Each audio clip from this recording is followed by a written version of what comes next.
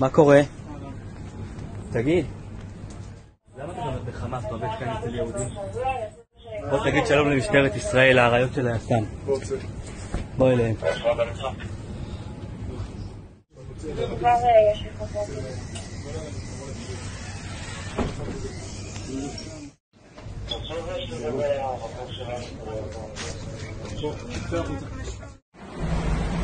מנוביץ', תומך בטרור, עובד כאן אצל יהודים. מחר יש פה אירוע של 1,000,000 אנשים והבחור הזה עובד כאן. תבינו על מה מדובר פה. פצצה מתקתקת מתחת לעיניים שלנו. מזל שמשטרת ישראל ובעיקר לוחמי היס"מ באו לכאן בזמן. תיכנסו לאוטו! שכנס לאוטו!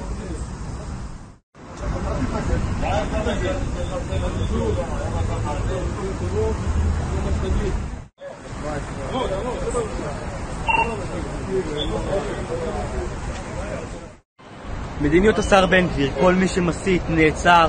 לוחמי היס"מ ירושלים נמצאים בכל מקום, במהירות הם מגיעים, וכך יתפסו את כל המחבלים.